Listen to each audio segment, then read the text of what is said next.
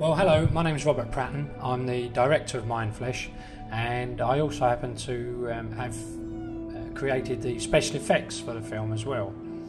And one of the special effects sequences that I get asked about most is the scene in the kitchen where our actor Peter Bramwell, the character Chris Jackson, has the life kind of shagged out of him by the goddess. With every thrust he gets weaker, and this is illustrated with the kind of skin dissolving, and we see through the skin to a skeleton, and beyond the skeleton to the floor, and the floor underneath and the other surrounding cupboards, depending on the angle.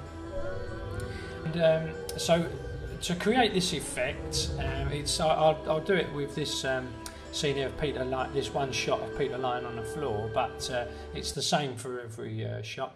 Okay, to create this effect, which was all finished off in After Effects, we use a number of layers. Firstly, there is an empty frame, just that it could have been taken as a still photograph, but it's actually moving video. We just let the camera run to capture that still frame. Then there's a skeleton layer, which I'll come back to in a moment, and then two skin layers, the first of which is where the body has dissolved, and then the second sort of skin or second body layer is the piece that we cut out from the body layer below. And this allowed me to, by controlling the opacity, to just have a little bit more control about how that body dissolved. Okay, so here we are inside Poser. Here's the preview window where you would normally render three-dimensional models, and what I've done is I've imported a video clip.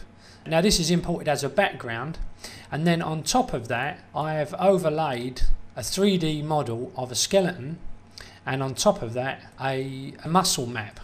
If I get rid of the skeleton, but I've changed the opacity so that you can see through that. I'll just turn off that top layer.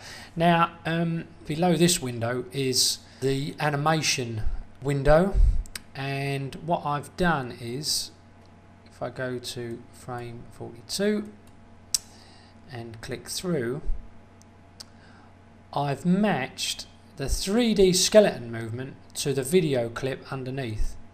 And if I go too far, it goes to the if I go too far, it goes back to the next clip. Now I did this by setting a couple of keyframes, or maybe 3 or 4 keyframes, at moments in Peter's movement where he changes direction, and then Poser will sort of calculate all the frames in between. So it's not like every single frame has to be animated by hand. Just the bits where you notice the most movement. Okay, so once I was satisfied with the movement of the skeleton, then I turned off the background and output the skeleton movement as a series of still images. So you get a TIFF sequence or a Targa sequence of images, and that shaded background there shows that it's just saying basically that that's an alpha channel. It's empty, so that when I bring it into After Effects, and here you see it just against the floor, it looks pretty cool. There's a writhing skeleton just on its own. Okay, so the astute among you will notice a slight difference in this skeleton image compared to the one previously, and what I've done is I've added in noise into the image and also a slight blur, and that's to really try to sell it into the clip. The images that come out of these 3D rendering programs are often way too crisp and clean to look like they're part of something that was shot on set, and so you have to kind of muddy them up, dirty them up a little bit to really sell them in.